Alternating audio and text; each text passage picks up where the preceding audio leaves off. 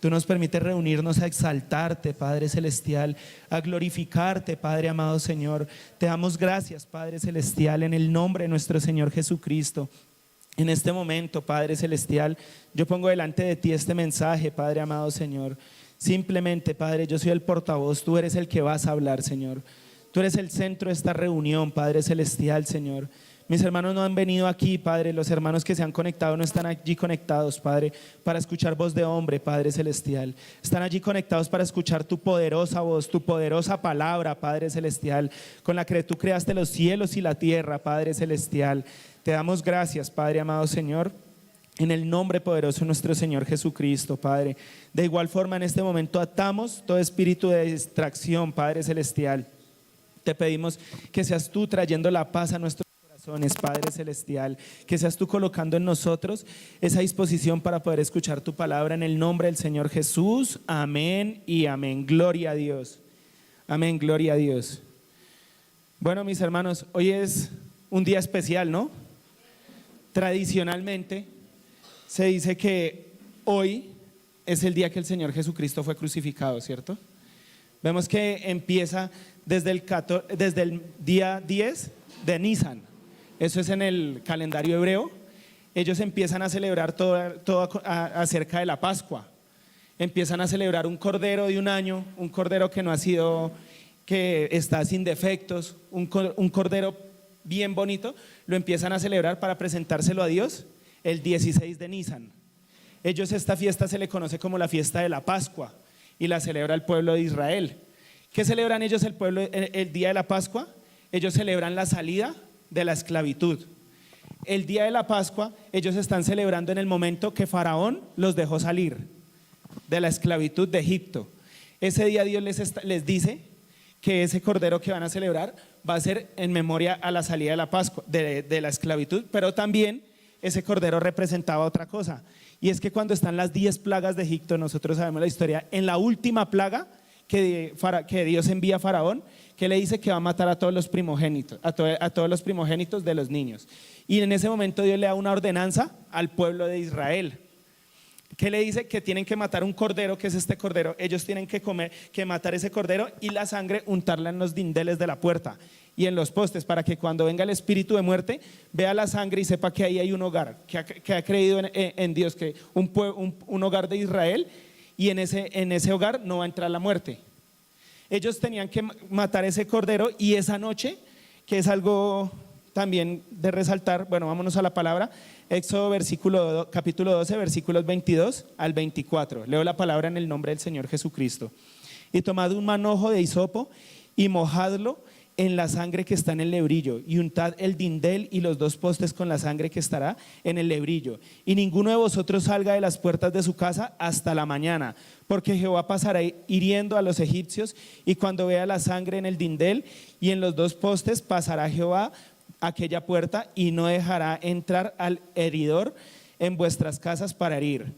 Guardaréis esto por estatuto para vosotros y para vuestros hijos siempre. Entonces este cordero tenía algo especial, y es que ellos se lo tenían que comer. Esa noche, esa carne de ese cordero, ellos se la tenían que comer y no tenían que dejar absolutamente nada de esa carne. Aparte de eso, ellos tenían que comerse esa carne del cordero, dice, con el bastón y con las sandalias y todo listos. O sea, se tenían que comer este cordero de afán. ¿Por qué se lo tenían que comer de afán? Porque representaba que el pueblo salía de la esclavitud. Ellos no querían quedarse esclavos, ellos querían la libertad. Entonces se comían ese cordero rápido y salían a la libertad. Eso representa que debían comérselo vestidos y listos para salir. Pero nosotros vemos que este cordero, para nosotros en la dispensación de la gracia, vemos que este cordero es manifestación ¿de quién? Del Señor Jesucristo. Pero entonces quiero hacer énfasis en el punto en el que cuando ellos deben comerse ese cordero, y esto lo hablaba el Señor Jesucristo en Juan capítulo 6 versículos 54 al 57. El que come mi carne y bebe mi sangre, decía el Señor Jesús, tiene vida eterna, y yo le resucitaré en el día postrero. Porque mi carne es verdadera comida y mi sangre es verdadera bebida. El que come mi carne y bebe mi sangre, en mí permanece y yo en él. Como el Padre me envió, como me envió el Padre viviente, y yo vivo por el Padre, asimismo el que me come Él también vivirá por mí. Entonces estamos viendo que el Señor, cuando hacemos la Santa Cena, estamos haciendo simbología de lo que hacía el pueblo de Israel, que era el Cordero, que es el cuerpo y la sangre del Señor Jesucristo. Amén. Ocurre algo también que resaltar en el día viernes, que nosotros lo conocemos como Viernes Santo. El pueblo de Israel lo celebra el 16 del mes de Nisan. Y es que este día que ellos celebran la Pascua, el Señor Jesucristo es crucificado. Se presenta el Cordero inmolado en la cruz del Calvario. O sea que vemos cómo realmente el Señor Jesucristo conecta el Antiguo Testamento, como él decía, todo lo que ha de venir es sombra, todo esto es sombra de lo que ha de venir, pero el cuerpo es de Cristo. O sea que empezamos a ver la sombra que veíamos, empezamos a verle rostro y empezamos a verle cara. Y la cara y el rostro es el Señor Jesucristo. Amén, gloria a Dios.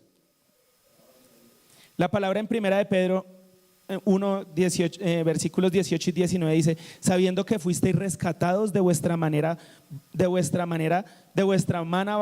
manera de vivir, la cual recibisteis de vuestros padres, no con cosas corruptibles como oro o plata, sino con la sangre preciosa de Cristo, como de un cordero sin mancha y sin contaminación. El Señor Jesucristo pagó el mayor precio por nosotros, un precio invaluable. Tal vez nosotros vemos los lujos en los países desarrollados, vemos mansiones, vemos que andan en unos carros lujosos, vemos que de pronto llevan una vida elocuente, una vida alta en lujos, pero eso no alcanza ni a ser lo más mínimo del precio que el Señor Jesucristo pagó por nosotros y el precio que Él dio por nosotros, porque aunque la salvación para nosotros es gratuita, nosotros la recibimos gratis, no fue una salvación que fue gratis. El Señor Jesús pagó ese gran precio por nosotros. Es como cuando uno le traen un regalo. Si tenemos un ejemplo, le regalan a uno algo que vale $1.000.000, un celular. Hablemos un ejemplo. Cuando a alguien le regalan ese celular, a la persona que se lo dan no le costó nada, ¿cierto? Pero el que lo está regalando tuvo que irlo a pagar. Eso es lo que pasó con la preciosa sangre del Señor Jesucristo. Él pagó ese precio por nosotros. Amén, gloria a Dios. Independientemente del día que haya sido exactamente, lo que ocurrió aquel día fue de gran importancia para la historia del cristianismo, porque allí estaba comenzando a efectuarse el nuevo plan de redención por parte de Dios. La palabra en Hebreos 9, versículo 12 dice: y no por sangre de machos cabríos ni de becerros, sino por la propia sangre. Entró una vez y para siempre en el lugar santísimo, habiendo obtenido eterna redención. Esto nos trae un gran beneficio, y es que el Señor ha dicho en el libro de Hebreos 4:16: acerquémonos pues confiadamente al trono de la gracia, para alcanzar misericordia y hallar gracia para el oportuno socorro. Tenemos un sumo sacerdote que accedió al lugar santísimo una vez y para siempre. El pueblo de Israel, el sumo sacerdote ingresaba una vez al año. Y cuando el sumo sacerdote iba a ingresar, primero él tenía que presentar sacrificios por sus pecados, entraba con una cadena, amarrado en un pie, porque nadie podía ingresar al lugar santísimo, y con una campana, dice la tradición, que le ingresaba. Los judíos estaban pendientes desde afuera escuchando la campana y decían: ingresó el sumo sacerdote. Cuando él ingresaba al lugar santo y veían que iba a ingresar al lugar santísimo, todo el pueblo de Israel se tendía de rodillas a adorar a Dios, porque sabían que en ese momento la presencia de Dios iba a estar ahí, y era un privilegio que la presencia de Dios estuviera en ese lugar. Entonces ellos estaban pendientes y decían: entró el sumo sacerdote, niños, vacas, animales, todos se tendían y estaban entregados al Señor. Tal vez no lo cuenta la historia, yo pienso que había ayuno, había oración. Ellos antes de ese momento estaban preparados porque sabían que en ese momento iba a estar Dios ahí. Y hoy nos dice la palabra: acerquémonos pues confiadamente. Acerquémonos pues confiadamente, porque el sumo sacerdote, si ingresaba sin presentar sacrificios, quedaba muerto y tocaba sacarlo. Pero ahora la palabra nos dice: acerquémonos pues confiadamente, porque tenemos un sumo sacerdote que ya ingresó al lugar santísimo. Eso es un poderoso amén. Amén, gloria a Dios, porque decirnos el Señor que podemos acercarnos en cualquier momento, en cualquier lugar, en cualquier instante, es porque Él está en nosotros. Es porque ese tabernáculo que el pueblo de Israel transportaba por el desierto, cargándolo en sus espaldas con la tribu de Leví, hoy en día ese tabernáculo, ¿dónde está? En cada uno de nuestros corazones. Y es la mayor bendición que podemos recibir como hijos de Dios. Y en estos dos servicios, en el servicio del día de hoy y en el servicio del día domingo, quiero hacer énfasis en un tema de gran importancia para la iglesia, y es acerca de la unción de Dios en nosotros. Estaba en intercesión, en oración con el Señor, y el Señor me traía este tema hace un tiempo, hablar acerca de la unción del Espíritu Santo en nosotros. Realmente, ¿qué es la unción? Y realmente profundizar. Es un tema extensísimo. Creo que en estos dos servicios, el día de hoy y el día domingo, medio alcanzaremos a tocarlo el tema, pero sí vale la pena que ustedes lo profundicen en sus casas. ¿Qué es la unción y qué función cumple? ¿Qué es y qué función cumple la unción en la iglesia? ¿Qué es la unción y qué función cumple? Porque muchas veces nosotros creemos que la unción es hablar en lengua, ¿cierto? Muchas veces nosotros creemos que la unción es una sanidad. Muchas veces eso es el concepto, algo sobrenatural, algo fuera de lo que vemos todos los días, algo fuera de lo cotidiano, y creemos que esa es la unción, y de pronto nos hemos solo encajonado la unción en esa pequeña cajita. Entonces creemos que a veces cuando venimos y se escucha la palabra y de pronto alguien dice: hermano, yo no sentí la presencia del Espíritu Santo, creemos que no estuvo el Señor ahí. Pero acordémonos que esto es por fe, y la unción va mucho más allá de sentir, de nuestros sentidos. La unción va mucho más allá de un milagro que veamos terrenalmente. La unción va mucho más allá de los dones, de los 9 dones que nos habla la palabra en 1 Corintios 12 en adelante. Amén. La unción es el poder de Dios en acción. Cuando nosotros vemos el poder de Dios en acción, esa es la unción de Dios manifestándose plenamente. Siempre que en la Biblia vemos un milagro o el poder de Dios obrando, estamos viendo la unción siendo manifestada. Cada vez que en la palabra vemos un milagro, vemos un acto de parte de Dios, estamos viendo la unción, el poder de Dios manifestado.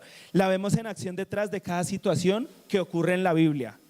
Alzar a concebir fuera de edad, algo increíble inclusive para nuestros tiempos, después de que para Abraham fuera algo absurdo, porque se rió en su corazón al recibir la promesa. Debido a su edad de 100 años y Sara de 90 años, la unción de Dios estaba demostrando que lo que era imposible para los hombres es posible para Dios. Esas palabras las dijo el Señor Jesucristo después. Lo que es imposible para los hombres es posible para Dios. Lo que para nosotros era imposible ganarnos con nuestras fuerzas, para Dios fue posible en la cruz del Calvario. El ángel de la muerte vino a matar a los primogénitos, pero la unción de Dios estaba guardando a su pueblo. Cuando vino el ángel de la muerte, no entró a los hijos de Dios, porque había una obediencia en ellos. Al cruzar el pueblo de Dios el Mar Rojo, la unción estaba operando de fondo en un fuerte viento que soplaba durante toda la noche, la cual ocasionó que el mar se abriera en 2 partes, dejando en medio del camino para que el pueblo de Israel pudiera cruzar. Acá vemos ahora la manifestación de Dios, la unción como en un viento, ¿cierto? Vemos cómo la unción se manifestó en Sara para concebir a un hijo. Vemos cómo la unción de Dios se manifestó en la sangre, en un dindel, para guardarla a los hijos de Israel. Ahora vemos la manifestación de la unción de Dios en un viento que soplaba, ¿cierto? Este mismo viento también aparece ¿en dónde? Cuando Dios crea al hombre. Dice que formó al hombre del polvo y de la tierra, y en ese momento sopló y fue el hombre un ser viviente. Vemos que la unción da vida, la unción genera esa vida, ese aliento de fuerza. Cuando Ana estaba orando frente al tabernáculo, atribulada de su espíritu, llena de llanto en sus mejillas, aparentemente borracha, poniendo delante de Dios los deseos de su corazón, humillada y rendida ante la presencia del Señor, la unción de Dios se manifestó en ella, permitiéndole concebir de su vientre algo que hasta ese momento era imposible. Y vemos cómo después de esta unción, ¿quién llega? ¿Quién es concebido? El profeta Samuel, una persona que fue entregada plenamente desde su nacimiento hasta su muerte a los caminos de Dios. Dice la palabra que el profeta Samuel dormía en el atrio exterior. Allí servía al tabernáculo siendo un niño, y el deseo de su corazón era siempre agradar a Dios. Después vemos cómo Dios se le manifiesta a sus labios, cómo Dios le habla cuando él está dormido y lo constituye profeta. Y vemos cómo el Señor siempre, esa unción, que él nació de la unción porque Ana lloraba y en ese momento concibió, esa unción nunca lo abandonó, porque la unción estaba en él. Como en nosotros está ¿quién? El Espíritu Santo hoy en día. Amén, gloria a Dios.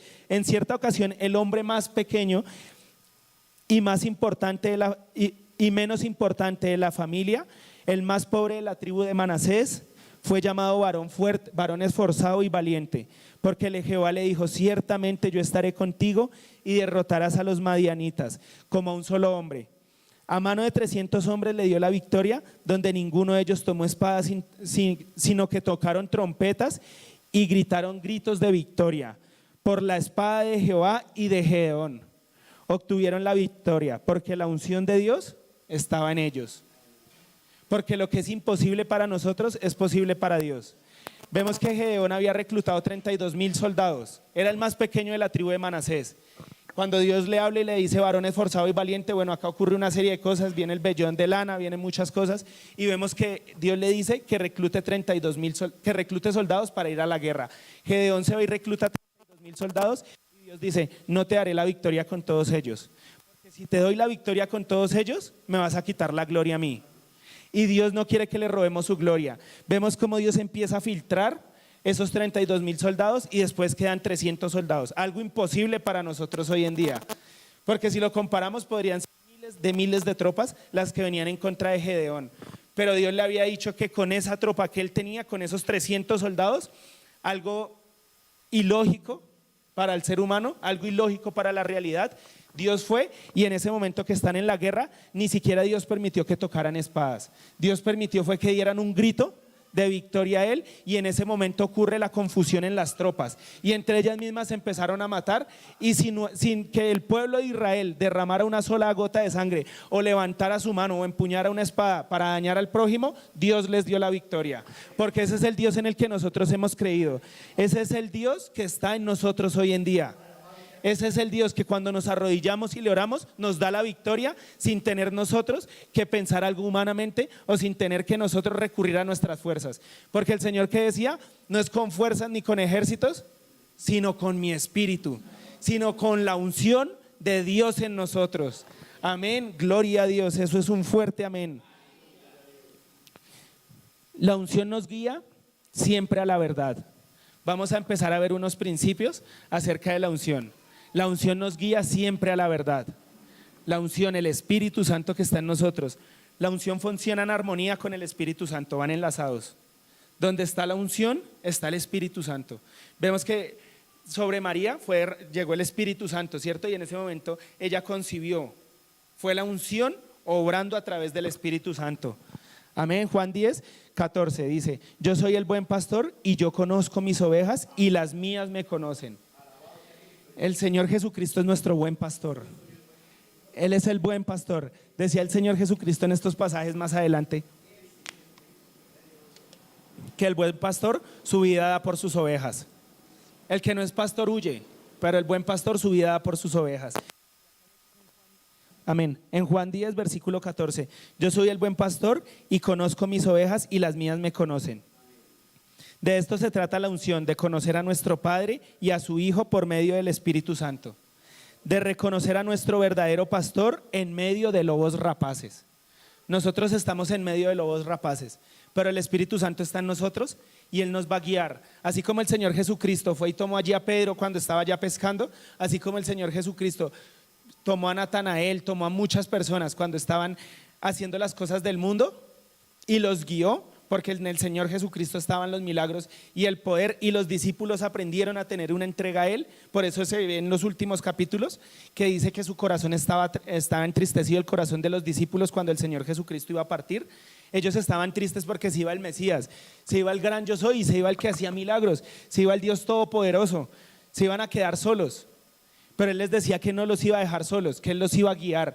Y hoy en día el mismo Señor Jesucristo, el mismo Cristo que partió para el reino de los cielos, fue alzado y tomado en el reino de los cielos, ese mismo Señor Jesucristo está en nosotros. Ha cambiado la forma, pero no ha cambiado su esencia. La esencia que tenía el Señor Jesucristo es la misma esencia que tiene el Espíritu Santo que está en nosotros. Y ahora, aunque no lo podemos ver en carne y hueso como estuvo hace un tiempo, sí lo podemos sentir dentro de nosotros y podemos escuchar su voz. Y esa es la unción plena que nosotros necesitamos. Cuando nosotros vamos a estudiar la palabra, no necesitamos que nadie nos la explique, porque en nosotros está la unción del Espíritu Santo. hay algo que nos va a asegurar que siempre nos vamos a mantener afirmados en Cristo. Hay algo que siempre nos va a que siempre nos va a guiar en ese camino de nuestra vida. Que aunque hayan lobos rapaces y pasemos situaciones difíciles, siempre va a haber algo de nosotros que nos va a mostrar y nos va a decir: esta es la verdad. Y esa es la unción del Espíritu Santo en cada uno de nosotros. Por eso decía el apóstol Pablo, le decía a Timoteo: te aconsejo que avives el don de Dios, que avives el fuego del don de Dios que está en ti. Debemos, si nosotros como hijos de Dios mantenemos la unción avivada en nosotros, mantenemos nuestros oídos espirituales abiertos a su voz, siempre, hermanos, les puedo asegurar que en todo momento vamos a andar en la verdad, que en todo momento vamos a andar en rectitud.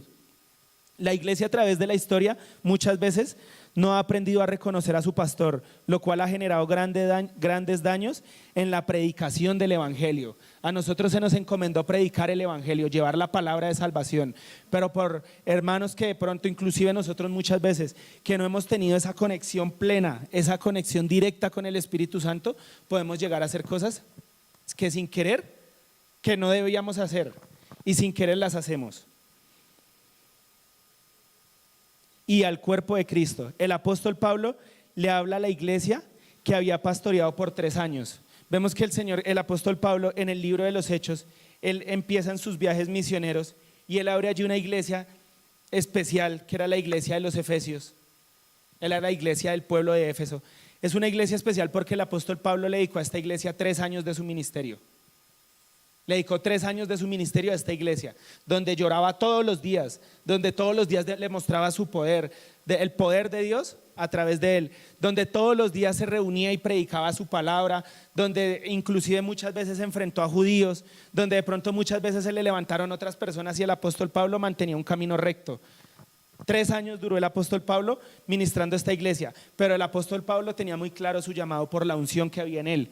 Él sabía que él no tenía que quedarse pastoreando esta iglesia. Él sabía que era apóstol y así como había abierto otras iglesias, tenía que continuar su ministerio.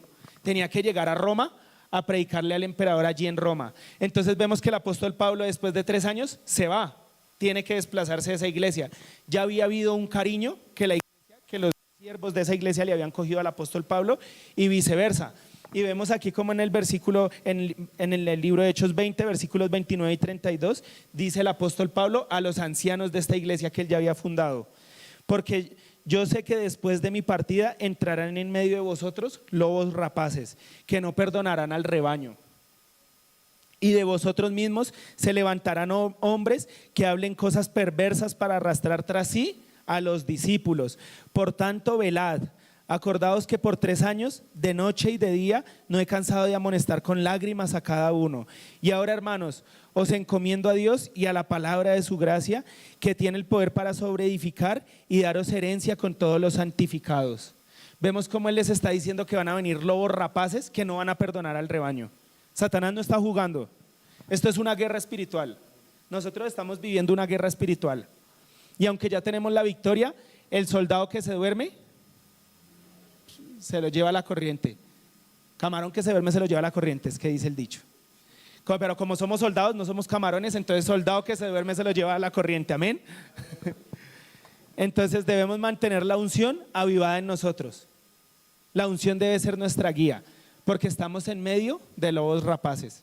El Señor Jesucristo, que le decía a sus discípulos: sed pues prudentes como la serpiente y sencillos como la paloma. Pero Él les decía: muévanse con cautela.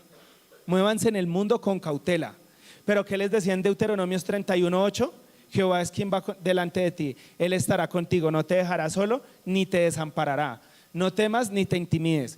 Muchas veces Satanás trata de oprimirnos en lo terrenal.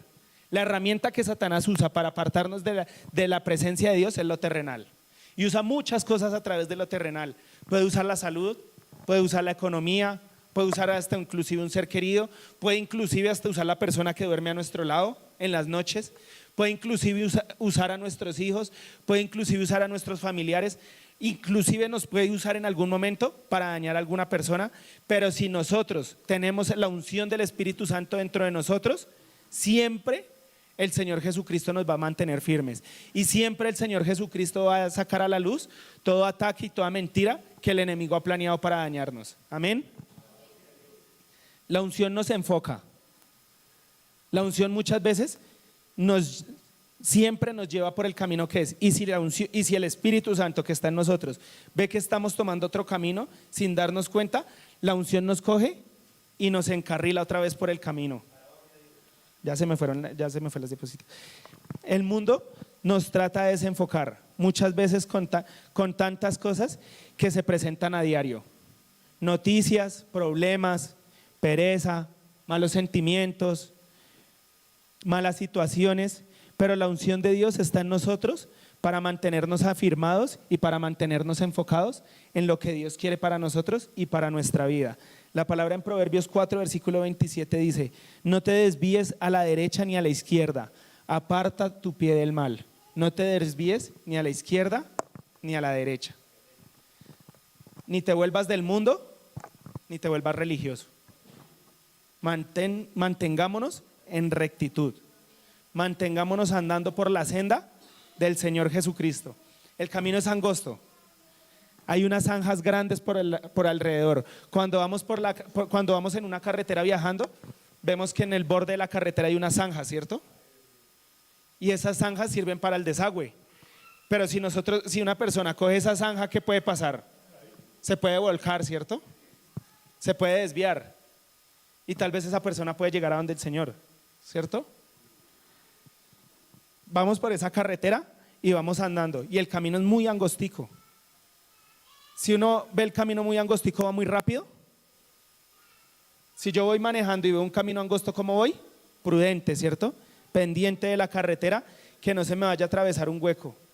Muchas veces en el camino cristiano no es correr, no es tratar de andar a nuestras fuerzas y no es tratar de creernos los más ungidos. Y no es muchas veces tratar y decir, es que si ve que a mí el Espíritu Santo sí me usa, es que si ve que yo sí soy hijo de Dios y Él no, es que si ve que yo sí estoy bien, en una posición bien. Vea, yo estoy aquí parado predicando y ustedes están allá. Eso es ir muy rápido por la vía de Cristo. Vamos muy rápido. Y esas cosas, cuando aceleramos el carro y nos llega una curva y no la vemos, ¿qué puede pasar? Nos desviamos. No andemos tan rápido, porque decía el apóstol Pablo que no sea que él después de haber predicado, venga a ser desechado. Debemos cuidarnos en el camino cristiano y andar siempre por su senda, porque o podemos caernos en la senda de la religiosidad sin darnos cuenta, o podemos terminar en el mundo de nuevo sin darnos cuenta. Siempre la unción debe estar en nosotros, y esa unción es la que siempre nos va a trazar el camino. Lámpara es a mis pies tu palabra, dice las Sagradas Escrituras. Estamos en un mundo de oscuridad. ¿Va a apagar las luces, hermano? ¿Estas? Estamos en un mundo de oscuridad. Hagamos una pequeña pausa allí. Así estamos viviendo la vida, más o menos. Hagan de cuenta que quedó oscuro y no me ven. Cierren los ojos. Entonces van así, ¿cierto? Así estamos viviendo la vida. ¿Me las prende, hermano? Pero cuando Cristo llegó a nosotros, ¿el que nos hace? Ahora veo el camino. Ahora me va mostrando. Ahorita, cuando estaba apagado todo, tal vez yo podía pisar acá y caerme de la tarima, ¿cierto? Pero ahora veo la tarima. Ahora veo que acá hay un borde. Y eso es porque el Espíritu Santo está en mí. Él es el único que nos puede guiar. No se trata de que quiera ni el que corra, sino de Dios que tiene misericordia. A mí tuve el placer de que me llamó a los 25 años, a otros los pudo haber llamado después, a otros los pudo llamar antes, pero lo que sí les puedo decir, hermanos, es que Dios nos llamó en el momento exacto. Siempre Él llega exactamente en el momento que es. Y a la vida, en el momento, en la situación que haya llegado a nosotros, ese era el momento preciso. Y debemos mantenernos en esa unción para no llegar a desviarnos del camino. En Deuteronomio 5:32 también dice: mirad pues que hagáis como Jehová vuestro Dios os ha mandado, no os apartéis ni a diestra ni a izquierda. Volvemos a ver cómo aparece, ¿no? Varias veces en la palabra de Dios. En 2 de Timoteo, que ya se me fue. Un momento. 2 de Timoteo 2:22 dice, en la TLA, en la traducción en el lenguaje actual: no te dejes llevar por las tentaciones propias de tu edad.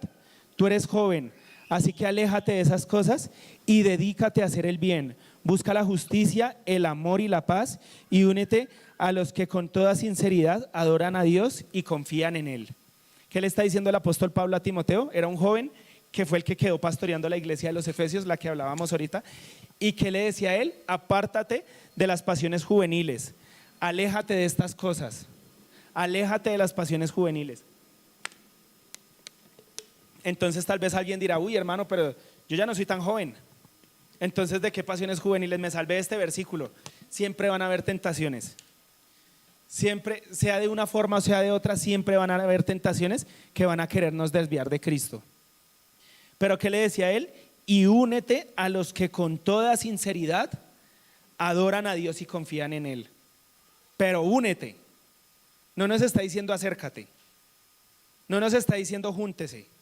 Nos está diciendo unirse. Ser uno. Como el cuerpo de Cristo es uno. Por eso el apóstol Pablo en otro versículo decía que no dejéis de congregarse como algunos tienen por costumbre. Porque ya no es uno sino son dos. Y generó división, ¿cierto? Hay una división. ¿Y qué dice el viejo refrán?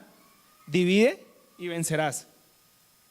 Cuando hay división en la iglesia, Satanás empieza a triunfar. Cuando como hermanos no estamos unidos, Satanás empieza a triunfar.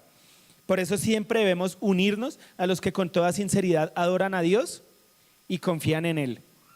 ¿Quién sabe si tal vez en algún momento cuando estés atravesando una situación difícil te acerques a un hermano y él te dé la palabra de bendición de parte de Dios?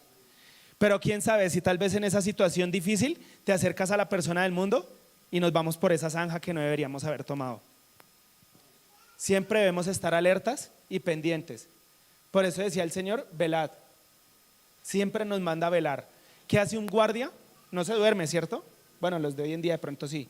Pero se supone que el guardia no debe dormirse, ¿cierto? El guardia debe estar atento con su fusil y su arma. Por si llega el enemigo, ¿qué hace? ¿Lo deja entrar? Y le dice, venga, robamos los dos. ¿O qué le dice?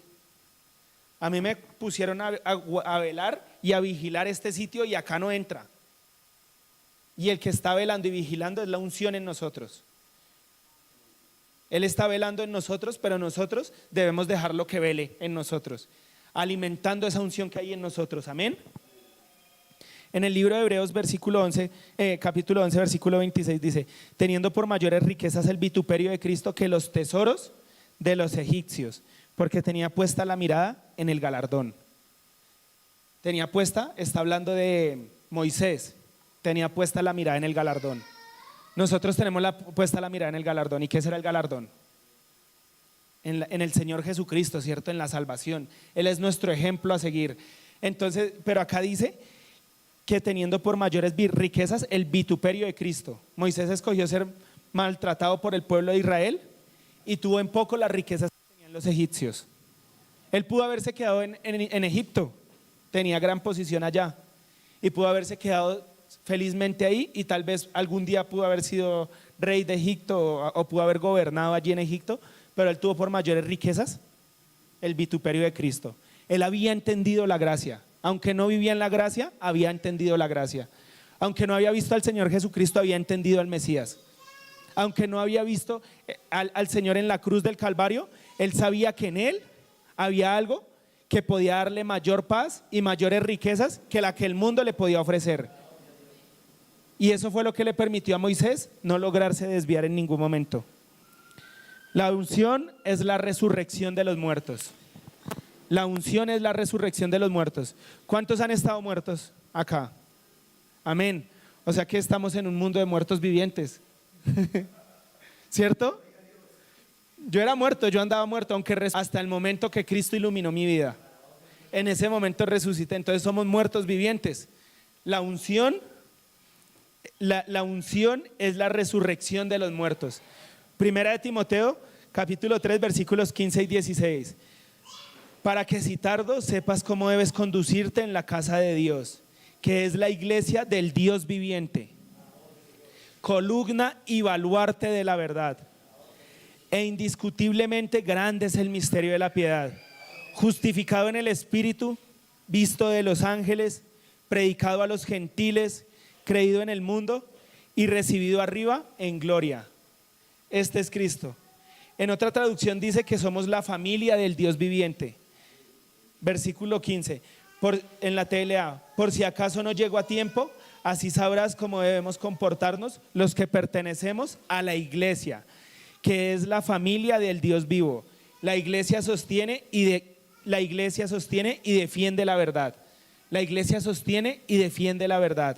Cuando nosotros fuimos incrustados, injertados, dice la palabra, en la iglesia, en el cuerpo del Señor Jesucristo, volvimos a vivir. Dice acá en la Reina Valera, dice baluarte de la verdad. Baluarte de la verdad. El baluarte es la insignia de un sitio. Ese es el baluarte, algo que un gran logro un premio, un gran premio, algo reconocido. Y nosotros somos el baluarte de la verdad. Nosotros somos el baluarte del Señor Jesucristo. Nosotros somos el cuerpo del Señor Jesucristo, por el que Él usa para traer a la vida a los que están muertos. Dimensionemos el poder de la unción, que a través de la unción resucitamos muertos. A través de la unción en nosotros podemos ir y predicar la palabra a una persona y en ese momento esa persona poder volver a vivir. Esa persona que ha vivido tal vez 30 años, 20 años, 40 años, 50 años muerto, llegó un hijo de Dios con la palabra de Dios en ese preciso instante, con la conexión plena con el Espíritu Santo, y le dio una palabra y volvió a vivir esa persona.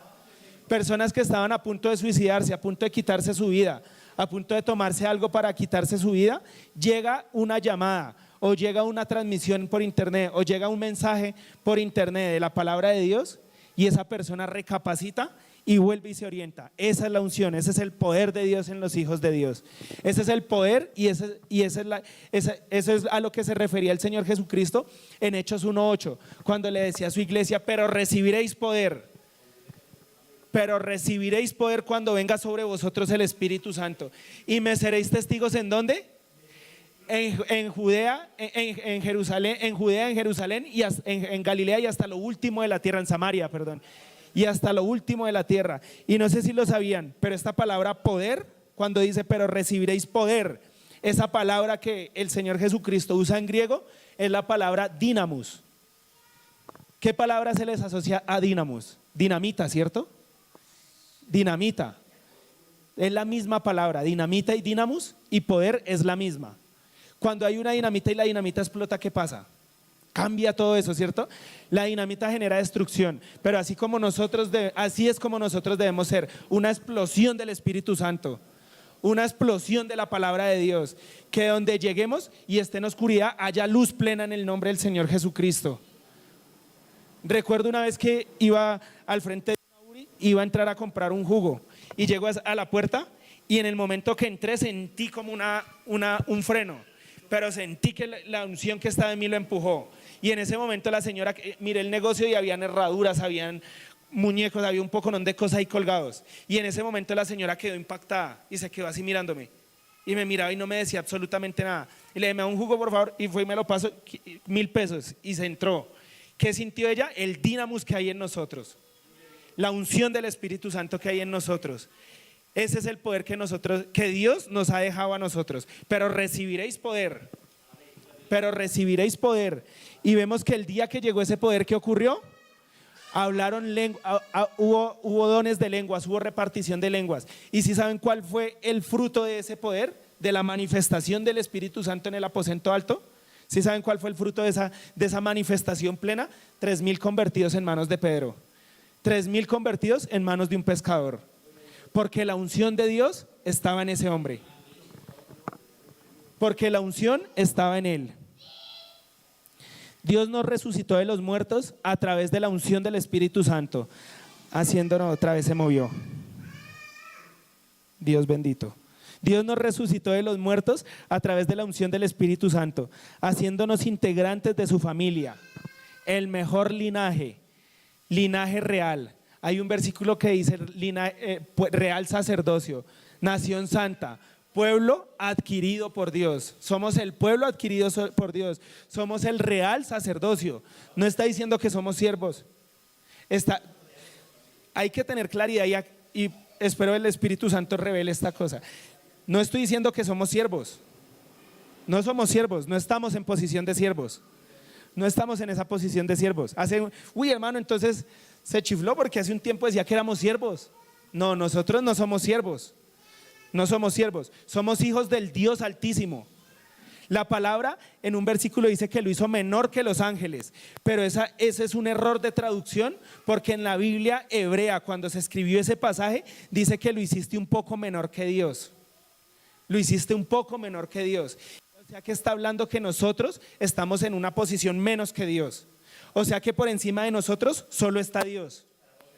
O sea que por debajo de nosotros está Satanás, están los principados, están las potestades, están las enfermedades, están las tribulaciones, están las dificultades. Y si yo estoy por encima, yo le puedo ordenar a todo eso.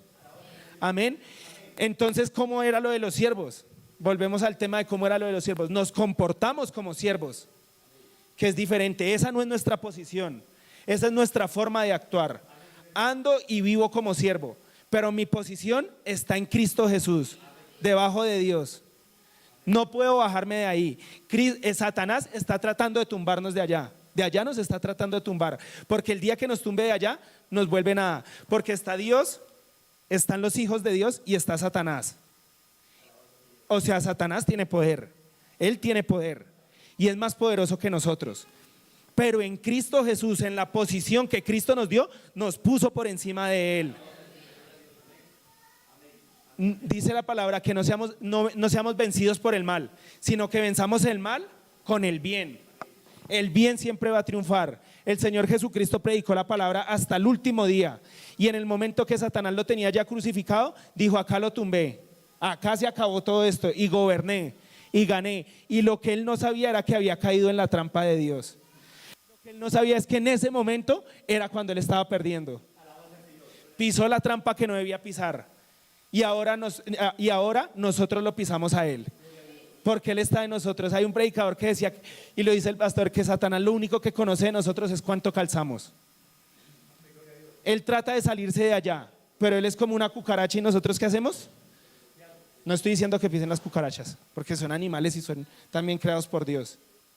Amén. No van a cogerla contra las cucarachas, hermanos. Que el hermano dijo, y entonces llegan allá a la casa y la unción es la luz. Hay dos mundos y tenemos que estar en alguno de los dos. No podemos ser tibios. Hay solo dos mundos y estamos en alguno de ellos dos: el mundo de la luz o el mundo de las tinieblas. En tu boca está el poder de la vida y de la muerte. Escoged pues la vida para que vivamos, para que andemos en Cristo. En Jeremías 1:10 decía el Señor a Jeremías: mira que te he puesto en este día sobre naciones y sobre reinos, para arrancar y para destruir, para arruinar y para derribar, para edificar y para plantar. Cuando le dice acá en este pasaje, mira que te he puesto en este día sobre naciones y sobre reinos, le estaba hablando el poder de la confesión. Hay un pasaje completo para que lo deleiten y para que duren meses estudiando ese pasaje: Ezequiel 37, el valle de los huesos secos. ¿Qué le decía? Profetiza. Él profetizó y en esa palabra se hizo viva. Que si confesares con tu boca, Romanos 10 versículos 9 y 10, que si confesares con tu boca que Jesús es el Señor. ¿Cómo empieza diciendo? Que si confesares. Decía el apóstol Pablo: creí, por lo tanto hablé. Creí la unción de Dios y manifiesto esa unción de Dios. Creo la unción de Dios y la manifiesto en mi vida. Creo la unción de Dios y en la enfermedad manifiesto la gloria.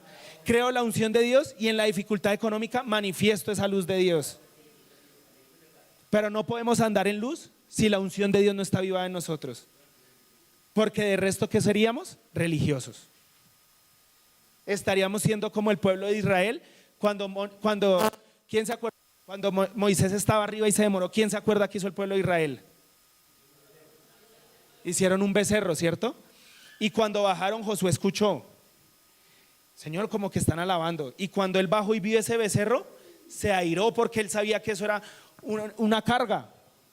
No era ni basura, no era ni siquiera basura, porque tenía una forma, y aunque le habían hecho ojos y orejas y boca, no hablaba, ni escuchaba, ni veía.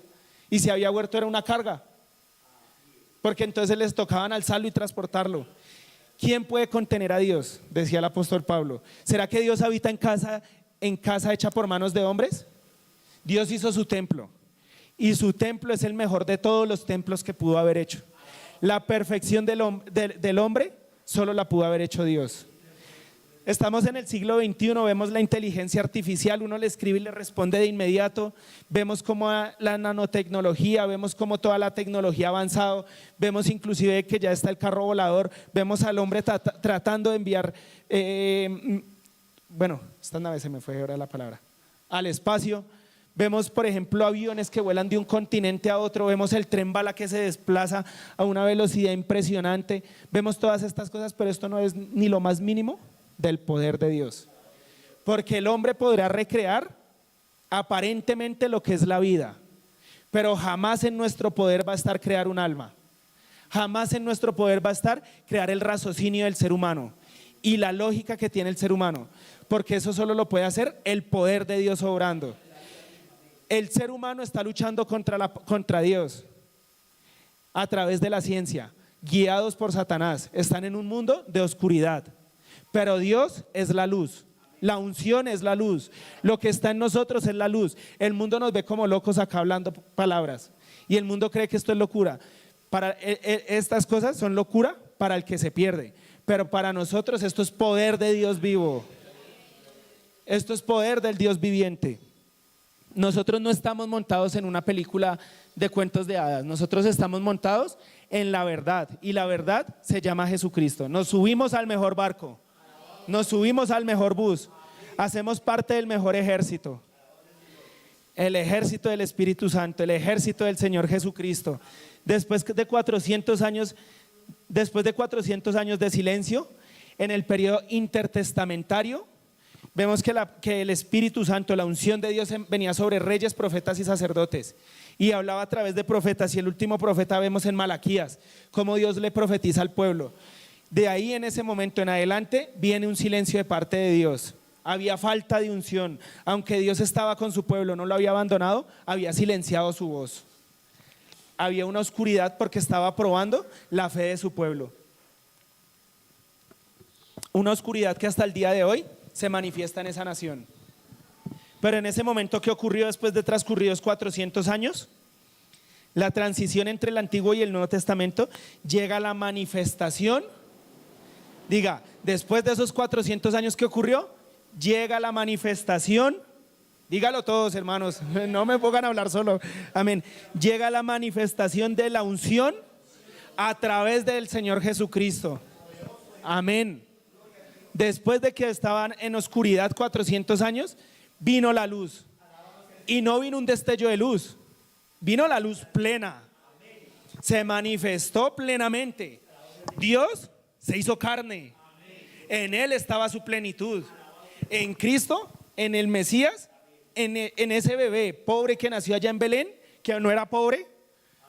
Aparentemente era pobre, pero no era pobre. Ese niño que nació allá en el parqueadero de los animales, en ese niño estaba la luz. Ese niño creció y se formó, porque no quedó niño. Él no quedó niño, él creció. Y a la edad de 12 años, ¿a dónde estaba metido cuando se le perdió a sus papás? Allá, codiándose con los que verdaderamente conocían la palabra. ¿Y ellos qué decían? Este niño conoce más que cualquiera de nosotros. ¿Y él de dónde ha sacado todo eso? Porque él era la luz, porque en él estaba la luz plena. Vemos, y me quedaría aquí tal vez todo el día hablando de todos los milagros que él hizo en su vida. Cada uno de ustedes los conoce. 37 milagros más o menos se registran en la palabra de Dios. Pero lo que sí sé es que el último libro de Juan, ¿cómo termina ese libro? El último versículo de Juan. No alcanzan los libros para escribir todos los milagros que él ha hecho. Solo aparecieron registrados 37 aproximadamente. Pueden haber más. Pero los milagros que el Señor Jesucristo ha venido haciendo en cada uno de nosotros después que se fue para el reino de los cielos y llegó el derramamiento del Espíritu Santo, es algo inimaginable, porque Él es la luz. Y así como llegó dando esperanza de un mejor pacto, llegó cumpliendo las profecías mesiánicas, rompiendo cargas y desbaratando yugos de opresión. El Señor Jesucristo no llegó por debajito. Él no llegó ahí sumiso, así como escondidito, y después sacó salió a la luz. Él llegó fue con todas las de la ley. Desde el momento, amén, como dice el hermano, pegando fuerte. Él no llegó así como calladito y como para que no me vean y como que se avergonzaba. No, él les decía de frente, ustedes no están haciendo las cosas como son. Desde el momento de su nacimiento, dice la palabra de Dios, que unos campesinos vieron la luz, vieron una estrella. Desde el momento, los magos, perdón, desde que él nació, vieron esa estrella. O sea que el Señor Jesucristo vino fue con todas las de la ley. Vino a aclarar cómo era la cosa ahora sí. Dijo, ahora sí les voy a mostrar cuál es la verdadera gloria. Por eso es necesario que como hijos de Dios, que como cuerpo del Señor Jesucristo conozcamos la gracia. Estemos immersados en el Espíritu Santo.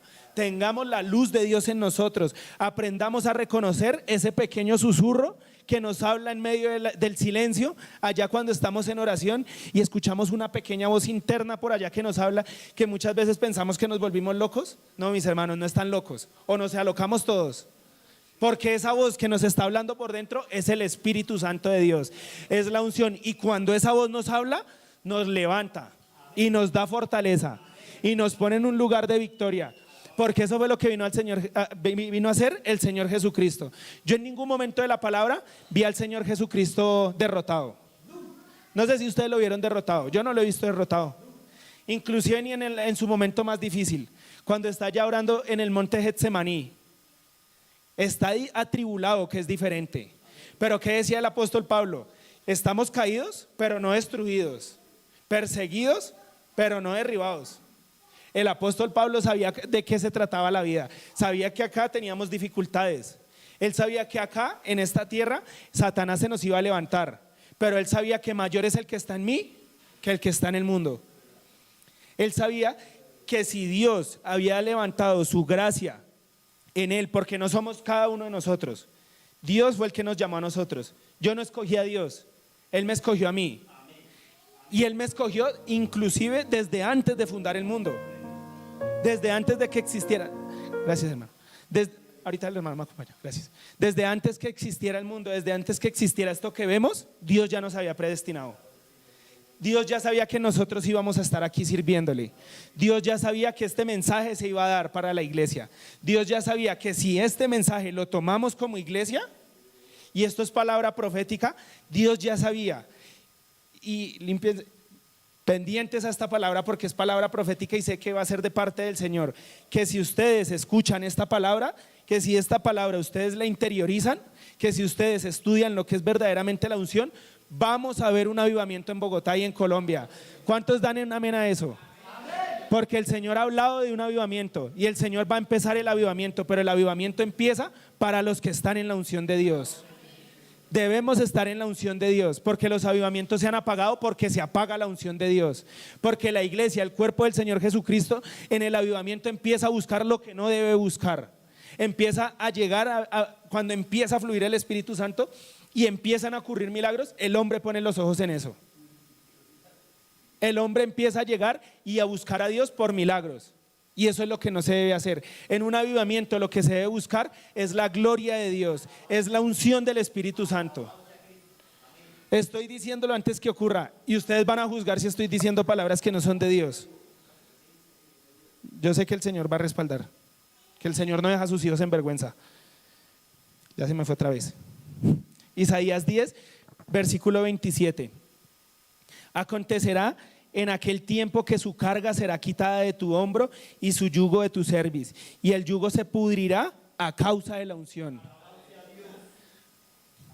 Estábamos con yugos, con enfermedades, con dificultades, tal vez perdidos en el mundo, pero eso se pudrió el día que el Espíritu Santo llegó como sello a nosotros.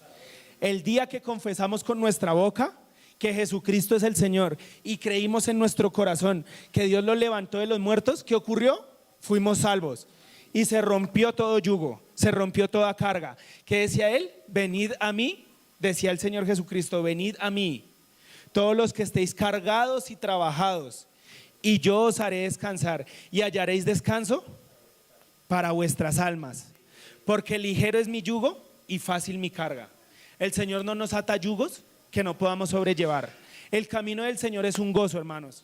El camino del Señor no es un sacrificio, porque aunque parece un sacrificio y hablamos de momentos difíciles, esto sería como algo contradictorio a lo que venía diciéndoles, porque les venía diciendo que hay tribulaciones y hay dificultades, pero ahora les digo que es fácil. ¿Por qué será fácil? ¿Qué cambia de la dificultad a lo fácil? Si vamos a estar en dificultad, en esas situaciones difíciles. Diga, hermano, la unción del Espíritu Santo en mí, porque él lleva el yugo y al nada lo toma por sorpresa. Decía el Señor Jesucristo en el libro de Isaías, decía, porque mis pensamientos no son vuestros pensamientos, ni mis caminos son vuestros caminos. Así como el cielo, no sé si alguna vez se han puesto a ver al cielo. Yo nunca he visto el cielo así de frente. He visto las nubes, de pronto en un avión, pero nunca he visto el cielo plenamente. Porque así como el cielo es más alto que la tierra, así son mis pensamientos más que vuestros pensamientos, y mis caminos más que vuestros caminos.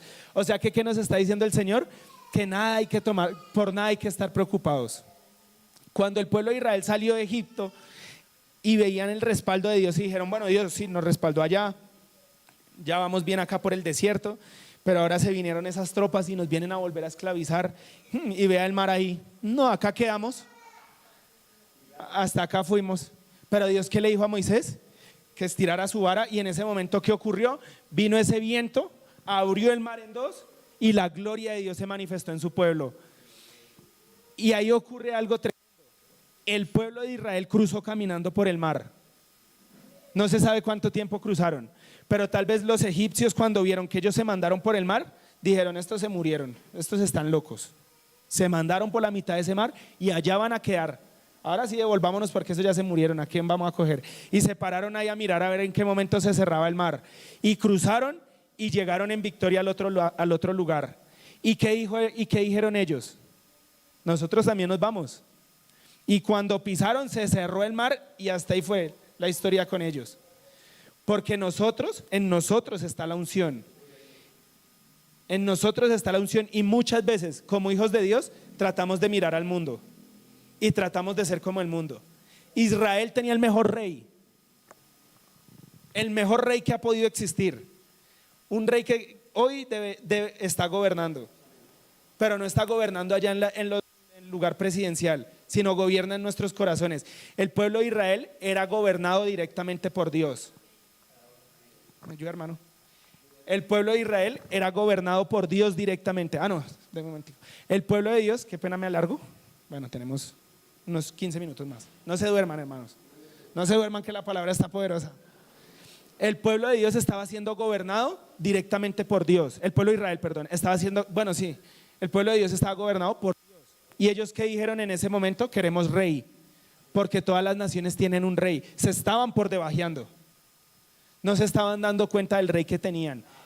Y cuando Samuel se fue y oró, ¿qué le dijo Dios? Ponles un rey, úngeles un rey, porque no te han desechado a ti, sino a mí. Directamente el pueblo de Israel sacó a Dios de ahí. Y en ese momento empezó el sufrimiento de ellos.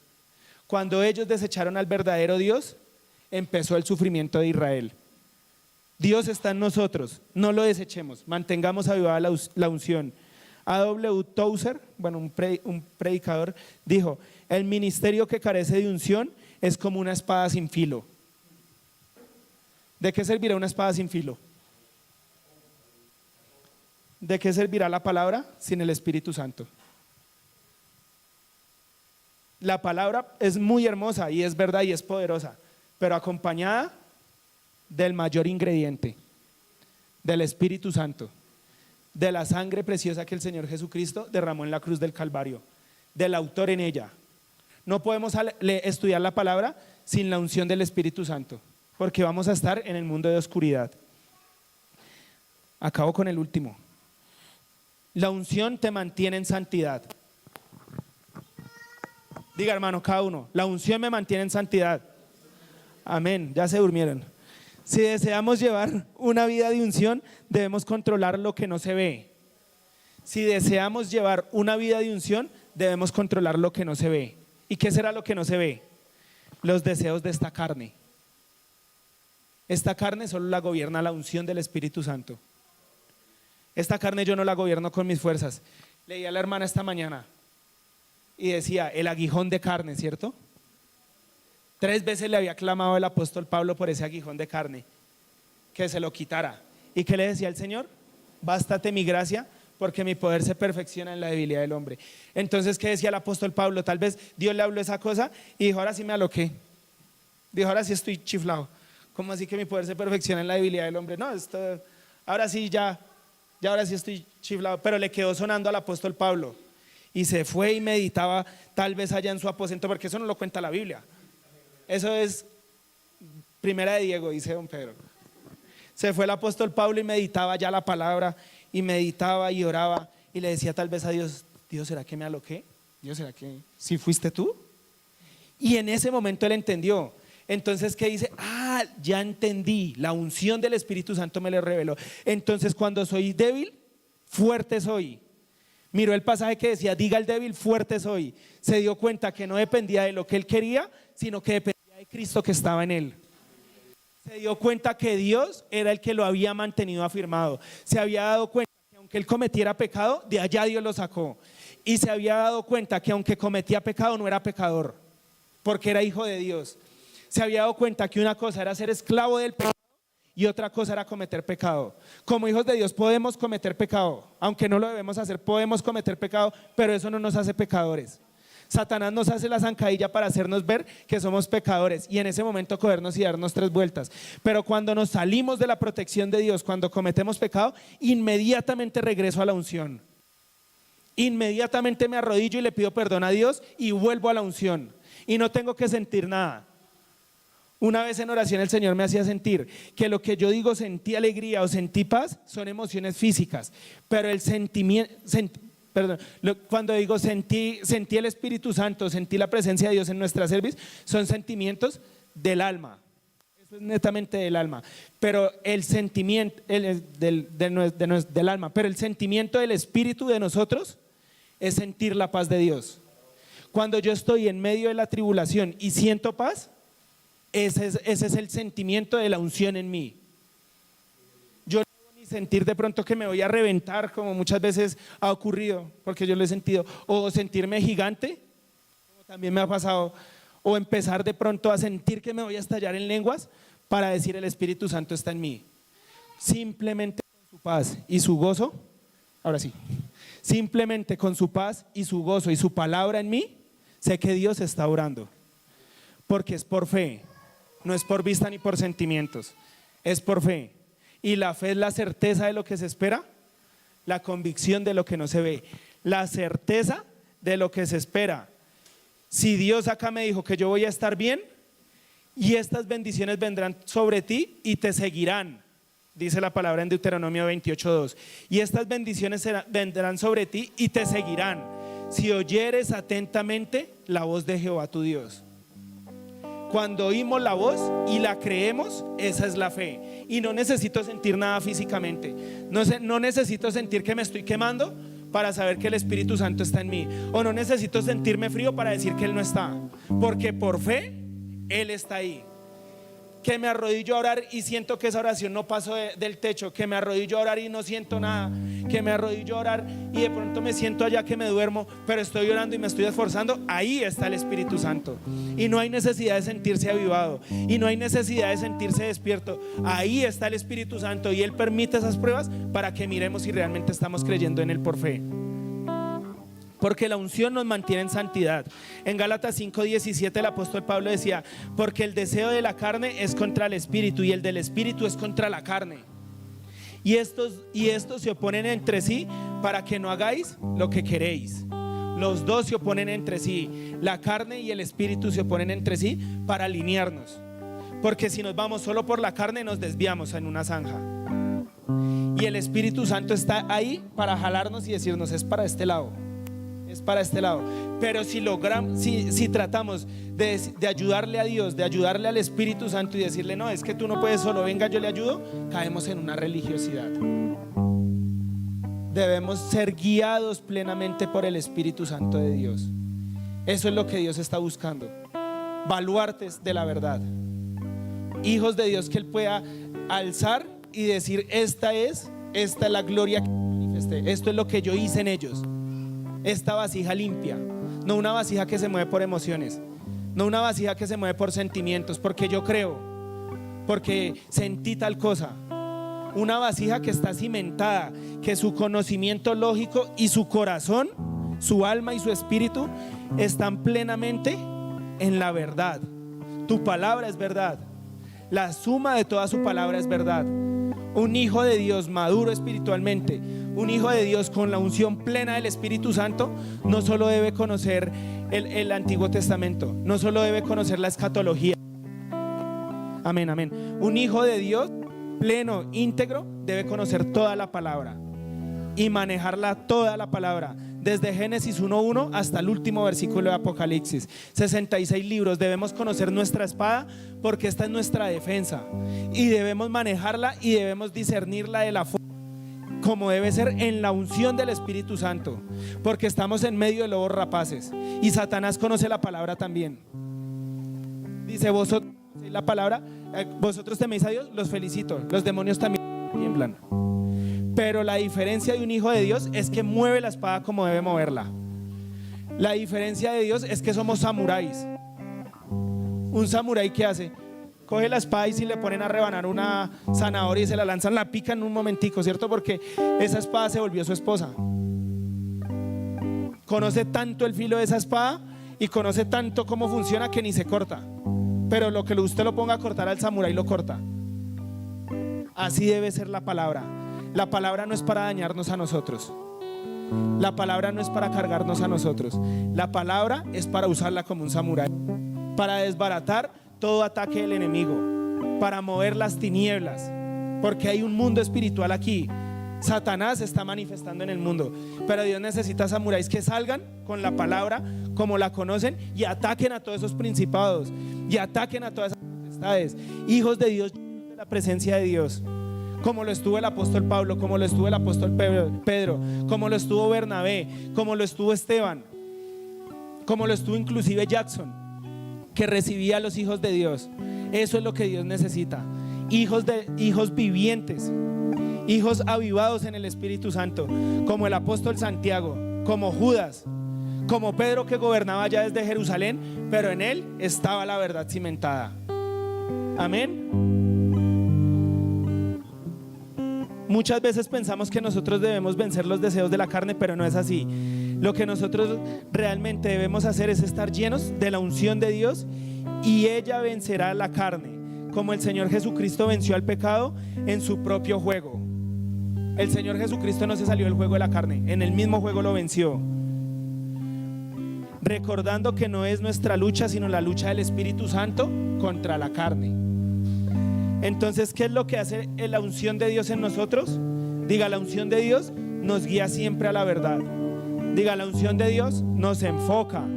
Diga: la unción de Dios es la resurrección de los muertos. Diga: la unción de Dios es la luz en medio de las tinieblas. Diga: la unción de Dios te mantiene en santidad. Amén. Los invito, hermanos, vamos a arrodillarnos y vamos a pedirle al Espíritu Santo que nos llene de su unción, que esta palabra se haga viva, porque yo sé que en esta palabra hay poder. La iglesia necesita ser llena del Espíritu Santo, y vamos a pedir al Espíritu Santo que en esta mañana nos llene de su presencia,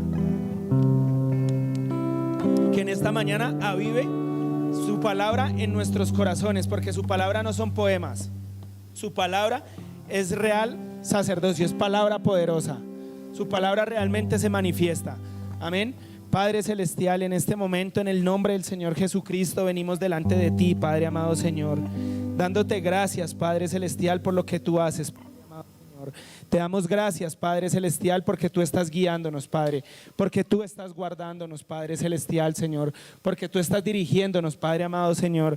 Te damos muchísimas gracias, Padre celestial, en el nombre poderoso y majestuoso de nuestro Señor Jesucristo, Padre celestial. Te damos muchísimas gracias, Padre amado, en el nombre poderoso de nuestro Señor Jesús, amén, porque tú amén, te glorificas, Padre celestial. Alabado sea Dios.